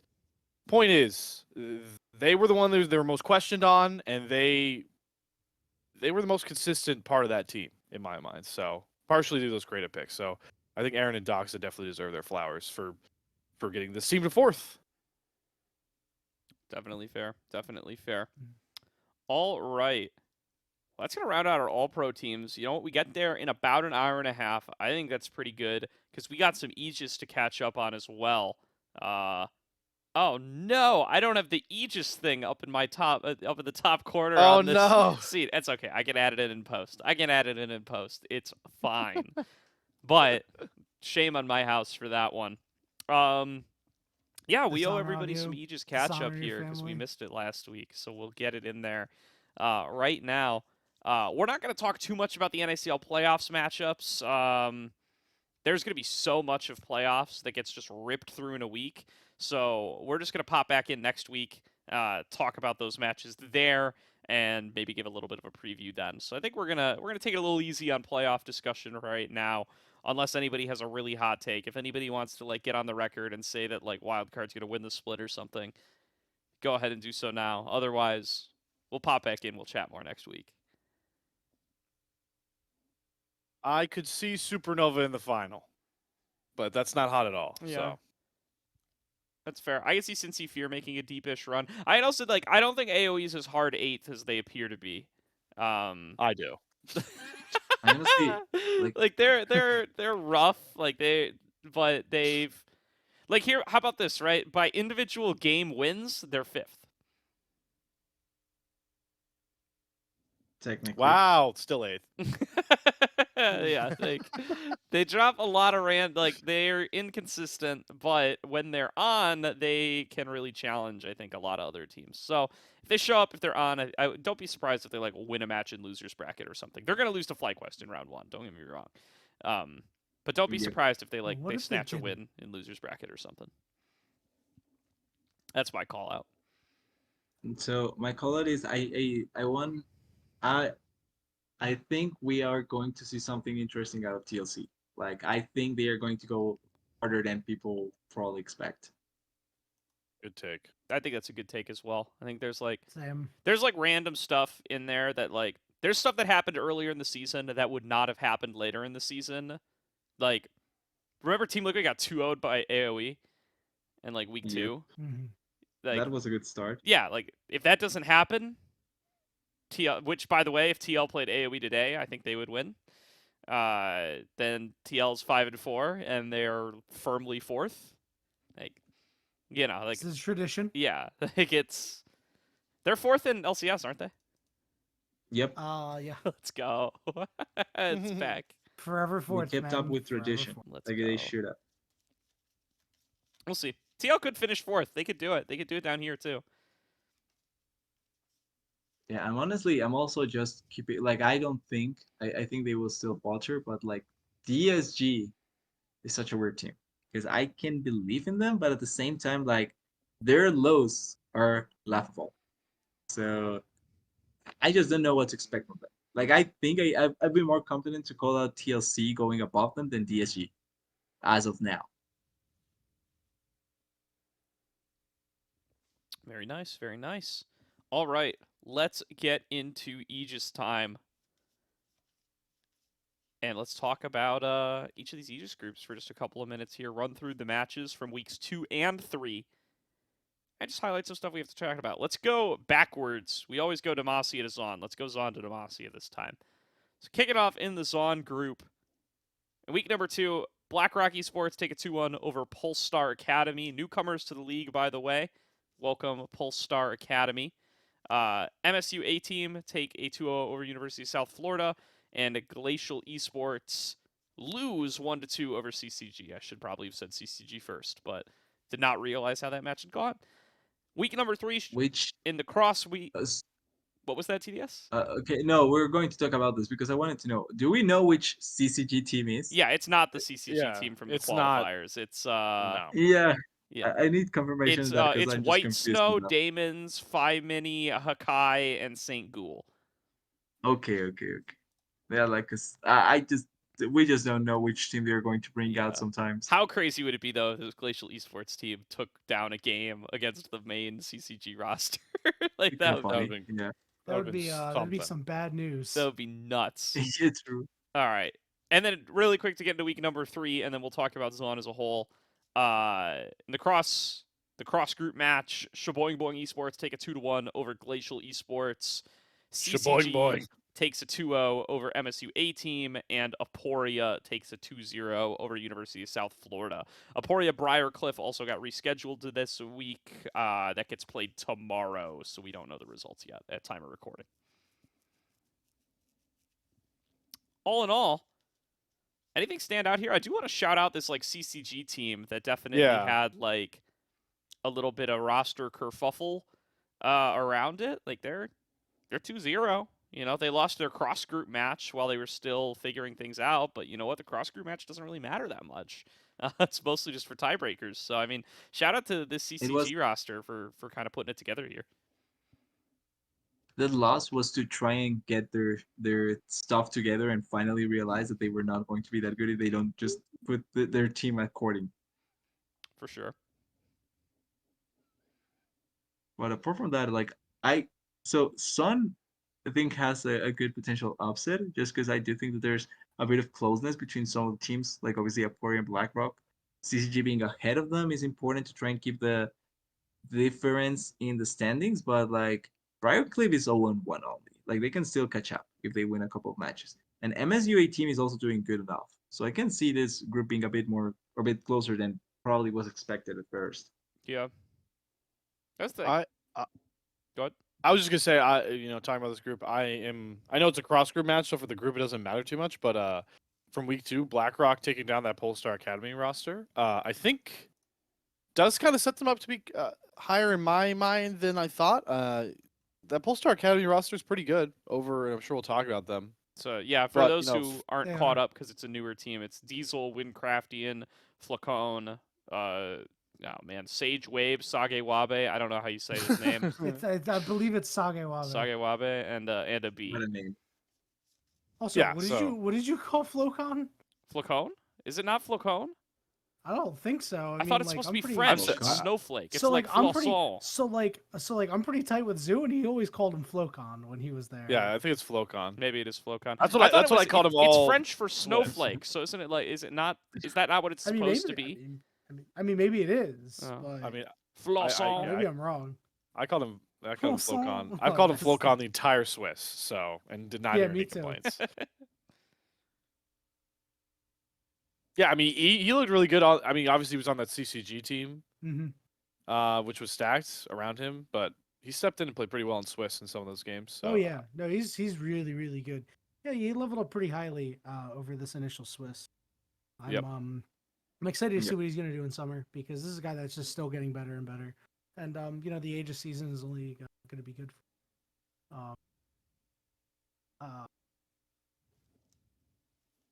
I was like, oh, is there anything interesting going on? And I was scrolling through Twitter and I see UCI has just finished their game. Oh, very nice. Well, we'll get over to UCI here before too long. They're in Noxus, so one more in between. Let's go over to Piltover then. Talk about the last couple of weeks there. So Zora Esports take a 2-0 over Bethany. Chaotic Solar take a 2-0 over Capachungus in our Week 2 featured matchup.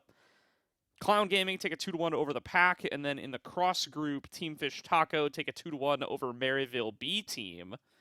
Then in Week 3, Clown Gaming 2-1 over Chaotic, Bethany Esports 2-1 over Capachungus, Maryville B Team 2-0 over Zora, and in the cross group, Nova Sphere 2-0 over the Pack. Cool to see Zora 2-0 Bethany. I mean, it's not often you take down a World's quarterfinalist jungler like that, man. That's true. Yeah, World that semifinalist. team is Semifinalist, I mean, excuse me. That team is not great. Well, if they're not great, then Capachungus is unfortunately not good either, based off the Week 3 matchup. Listen, Yep. I didn't say anything about Capachungus. Yeah, Capachungus has got, like, we were getting to hype them up a little bit because they won their Week 1 match over the Pack. The Pack, by the way, getting a little crushed over the last couple of weeks, not able to pick up their first win yet, and losing their cross group, which is to a team with equal seeding. So a little rough there. They did get a little bit blasted in the featured match that the TDS that I covered up against Chaotic Solar. Chaotic, though, even challenging Clown Gaming there a little bit, I've been really impressed with what Chaotic have been able to show us so far.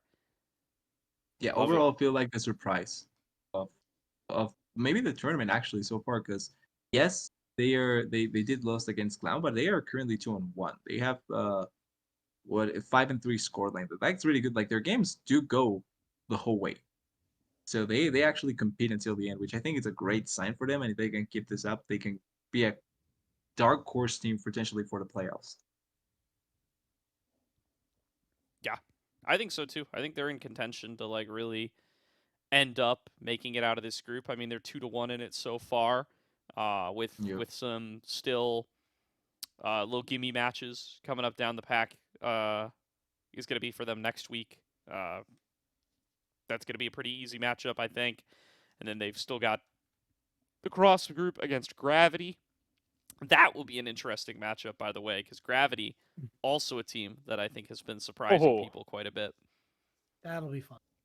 Yeah, we'll get into them, I'm sure, as we go across. To finish out my point, they also get to play Bethany at some point. So they've got a couple of matches where I think they'll be able to pick up like 4 wins probably in this group, which will make you playoffs. Not bad. Exactly. Yeah. That week 5 matchup between Clown and Maryville's B team is going to be something to watch out for. Yeah. It's a good litmus test for Clown. I agree. That'll be a spicy one as well. So yeah, this is an interesting group. So I think Chaotic is rising up. I think Clown is good. I think Maryville is good. Somebody else has to make it out.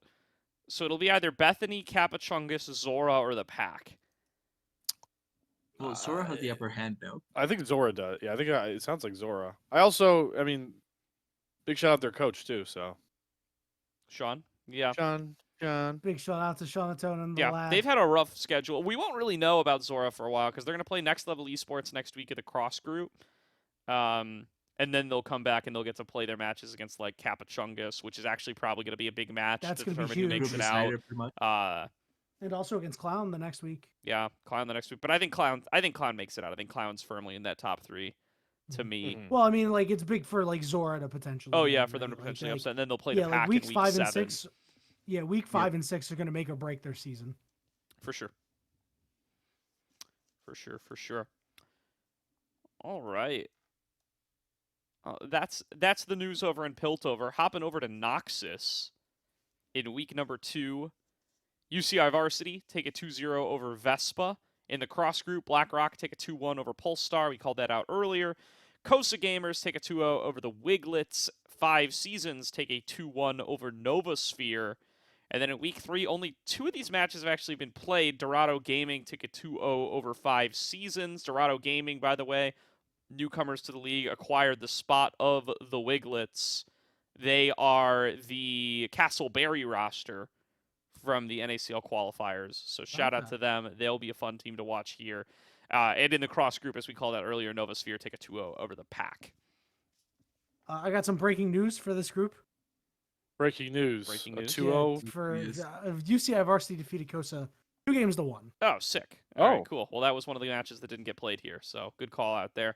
I think Polestar Academy is playing against Vespa right now as well. That match might not be over yet, but I can see that it was also scheduled for tonight at 8 Eastern.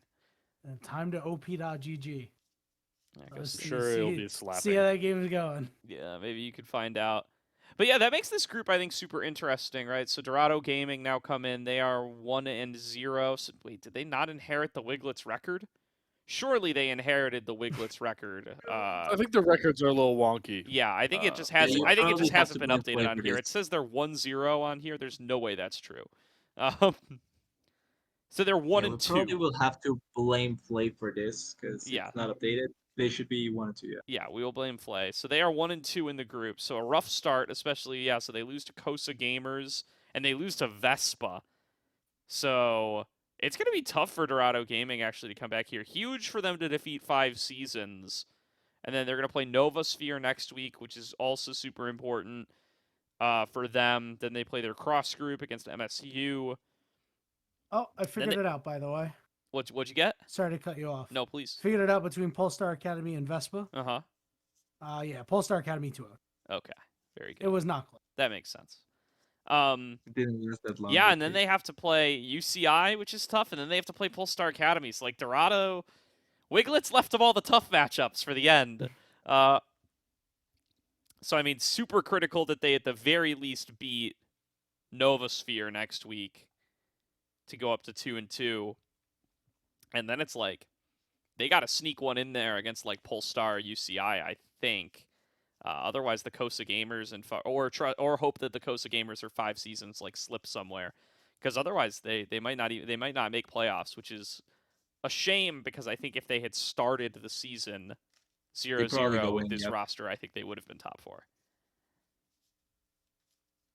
Hmm. But maybe I'm writing them off too soon. I mean, these guys were competitive in OQs. I mean, they could take down Oh yeah.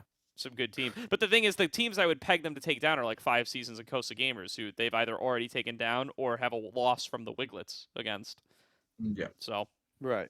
Yeah, that's tough for them. they'll have to take Polestar, I think. I think Polestar is probably the goal. That's the target. They can. That'd be and a they hype. can. That'll be a hype Week 7 matchup. I'm going to mark that in my brain right now. It's maybe a feature match for Week 7. Hold on. They can beat UCI also. I think they can. They I just could don't know be. I think they might. UCI. See, I didn't look that great in OQs. Castleberry looked much better. That's fair. Yeah, I mean they got back to the UCI we've all Yeah. unfortunately gotten accustomed to in OQs.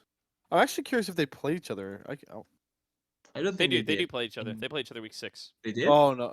I'm talking about No, the no, OQs. OQs. Oh, They if did they No, played no, each that other. was They did, yeah. that was Nigel's last tiles that played them Yes. and beat them. Correct. What a team name. Yeah.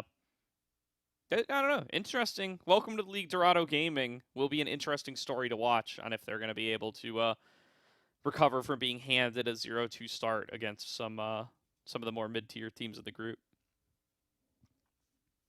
Cool to see Dorado at a no cap league though, because Yeah. that org is the Yes. king of rosters at the Diamond Master level. Yup. For sure. So Yeah, so it's nice to see that. I think they got a good roster too. Yeah. They got an excellent roster. Hype to see them make Very the happy pickup. to Yeah, see so it. for anybody who doesn't know, it is the exact Castleberry roster. It's Geiger, Castle, Aj, Nightstar, and Barlow. Interestingly enough, they have Pluto on the sub list, whereas in NACL queues, their sub is Ginkle. So, Yeah. I don't know. They don't have Ginkle in this league, I guess. So, that's an interesting one. But that aside, yeah, really excited to have Castle back in Aegis from Team Ambition Black fame. And yeah, I like what this whole roster's put together. Aj had that one absolutely disgusting play in the on Akali in the Swiss stage. TDS remembers this. I'll link it back to you guys later. But he's like on Akali, he like takes a shuriken flip, tumbles back in towards Odd Orange, and then R2s to cancel it back under his turret after Odd Orange is ulting him as Vi.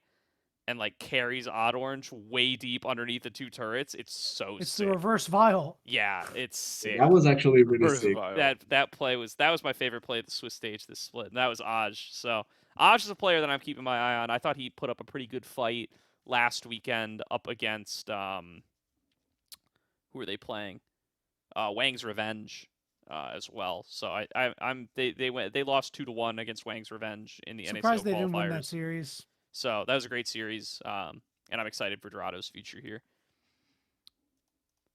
All right. And then to round things out, let's get into Demacia. So Demacia in week number 2, we have Cerulean's Kittens take it 2-0 over Next Level Esports. Abandoned Kittens take it 2-1 over Shaboing Boing Esports.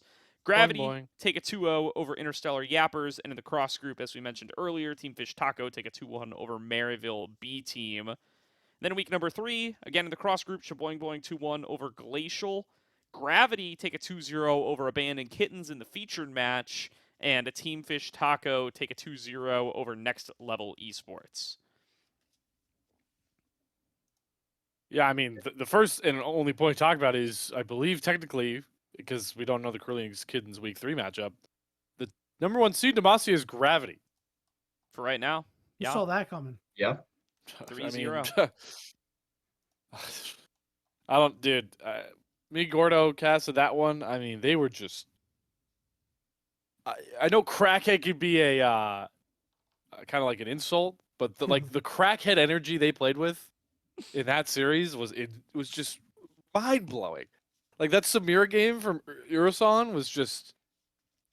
He had 6 kills at 10 minutes, and then he deleted everybody with 1 Samira quadra kill because he has 2 items at 12 minutes. It's like Yeah, that was an That's absolutely crazy. nuts Samira game out of Urasan. The only reason you're not seeing it all over Twitter is because our audio bugged out, so we don't have the call for it. But yeah, Slayer and I were on that match. That match was awesome. Urisan and They beat Applause Samikin, man. impressed Like, me it's a whole Samikin and Group. bunch. Yeah, Yeah, gotta give credit to Applause. Applause has come after me a couple of times. It's like, wow, no respect to my team. So here's the respect, Applause. You and your team have earned it. yeah, no, she Pretty played really, impressive really to be well. to be at the top of this group. This is a challenging group. Yeah, Yeah. no, I think Spencer has been terrific for them as well. Like he's been really, really impressive. Yeah, I mean it's just seeing him up against Solidified was like a really hype matchup that went back and forth a lot. But I think Spencer's the one who ends up clutching it out at the end of the day. Yeah, I mean across the board, right? Tarim, Decker, like these are players that not a lot of people have on their short lists of like names that they know. But I mean they're performing in this group, and I mean they're dang close to locking in a playoff slot, especially with the win over Abandoned Kittens. Yeah. I think they are doing a pretty good job. Honestly, I'm glad that we're getting to show some of these players. If they are shown for the first time here in the ACL, much better for us because we can say we discovered them. So all good in that sense. And I think apart from maybe if TFT wakes up because they lost one, but they won the next two, right? So Mhm. they are currently the one was the intra group, right? The inter. Yeah, so they In, beat so they beat they're well Maryville B team in the cross group. So they're Yeah, 1-1 in the so group. they're 1-1 technically. So they can beat Gravity and that way maybe force a tiebreaker for first, but that would be kind of the like looking at it, I think that's kind of the only way that they don't well Cerulean's actually Kittens is the Korean's other team. Kittens is also Yeah. yeah, So so Yeah. Which that I could be the found the difference, yeah. Ceruleans Kittens game, by the way, Oh? versus the Interstellar. Yeah, they played it 4 days ago. Oh. Yeah, that's Yeah. what the Oh. schedule says too. I know that Flay's Yeah. got like exams and stuff going on, so he hasn't been Yeah. as timely with updating It was the a sheet. 2-0. It was a 2-0. Yeah, so Yeah. Cerulean's Kittens are 3-0 now then. Oh, so they're at the top of the group then. They are also so believe. they're tied with Gravity. They're both 3-0. Well, the game score. Game Okay. wise they are better, yeah. Oh, Due to game-wise, they are yes, better. they are better then, because I don't believe they've dropped a game yet, have they? No, they haven't. No, they have 2-0 not. Team Fish Taco. They 2-0 Team Fish Taco, they 2-0'd Next Level Esports, and now they 2-0'd Interstellar Appiers. So we'll see how they do. Next week is the Kittens Civil War, Cerulean's Kittens Yo, against wait, Abandoned hold on. Kittens. Pause. There was a slight change to the roster Cerulean's Kittens? in those games. Yes. Who do they play with? So in the first game, they played with Robbie Bob. I Remember. saw that. I saw that in the announcements. They Okay. brought in, they had Robbie Bob E-Sub. They didn't have Xiao Danny for some reason. And then Okay. he played game 2. He has not officially been added to the roster. That does not mean they don't intend to, because remember, this is a little out of date. Although, if they are going to update anything on I would have seen it in the roster changes thing if they had. He's not a permanent addition to the roster. I believe he was an E-Sub. So. Yeah. What an E-Sub, by the way. What an E-Sub, yeah. That's the best part of ACL is like when legit like pro level players come down and E-Sub in for random teams. That was all over the place because last if they're not split doing too. anything, they'll be like, yeah, sure, why not? You Yeah. caught me on a good day. Just come on, all and of we a had sudden you're remember the finals blaming last split. It's just like Isles is no longer allowed to play because he got picked up by Dignitas, and it's like, oh no, what are they gonna do? It's like, oh, they just scrape Kim down. That's fine. Yeah, they brought Kim Yeah, down yeah. to Just cover. slot him in. Yep, Yeah. came down. And then for saunters Mitch, in. when Mitch was gone, they just got a Ray and Yeah, said, same okay, you thing. can play Meech here. left, and they're just like, oh, we'll snag a Ray. It's fine. Yeah. That's ridiculous, man. Crazy stuff. Yeah, so Kittens Civil War next week. Abandoned Kittens versus Cerulean Kittens. If we didn't just cover Abandoned Kittens, I think that would be the pick for featured match. Probably. Flay picked featured match without us, by the way, TDS. It is Oh, Correct. that's great.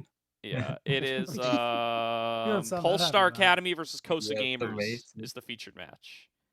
Okay, not that bad, Yeah, honestly. so that's in I'm actually kind of Noxus. interested. I would have picked I'm the gonna other try- Noxus match, actually, I think. I would have done UCI versus 5 Seasons, but Polestar versus Kosa Gamers will be hype anyway. These teams both Yeah. looking to move up in the group 5 season, or Kosa Gamers is 1-0, and Polestar is 0-1 in the group. So, and that is because they took an FF in week 1 against UCI Varsity, because they used to be, they were the artists formerly known as Morningstar White. The Wiglet? Oh, Morningstar yeah. White. Oh, they were Star Morning This is the Star. Morningstar Okay. White slot, yeah. Rest in peace, Morningstar. Oh, they're just not playing in anything. Damn. Yeah, Nope. no, I mean, I think they're done. I think they're done. I think they disbanded. It's a shame. I really was excited to see them here, but they paid entry fees too. I mean, not to. That's not a secret, but yeah, just to Good on them. donate to the prize pool, and I mean, you have to. I believe Flay and Ivar make you pay before we do the group draw, specifically so that teams Of don't, course. back out at the last. So it's like, I mean, they just shout out to Morningstar White. They just donated to the prize pool.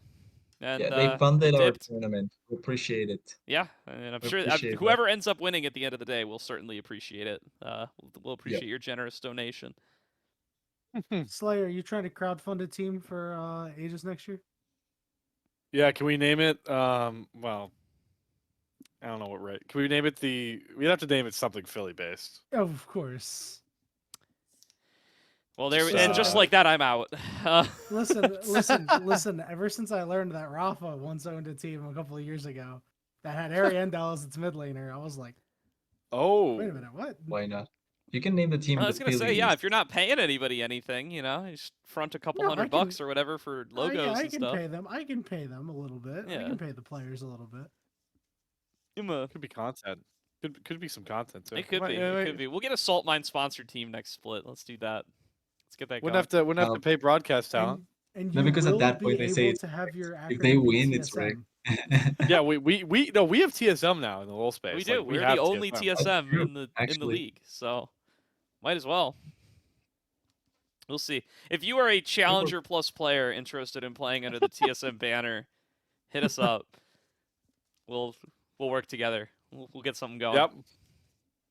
Oh man. We'll be sure Would to you be be able totally biased Yeah. in favor of you. Yeah, I you was get gonna say, you would get you be free allowed to field a coverage. You team? get a Yeah, I don't staggering think Gordo and audience of TDS what, like are allowed. 100 people watch this every week. Yeah. That's Yeah. Well, will they allow Gordo and TDS to field a team? in I could just Aegis field it and Gordo probably could be in the- NACL queues. Yeah. I mean, they don't ACL employ teams, us, I don't see so why they wouldn't. Yeah. I could just be the puppet master and Gordo works with me behind the scenes. all right. Like I'm the one funding it for TSM. I'm and then cutting that Gordo's, part like, out, actually- but yeah, I'm down for that. That works.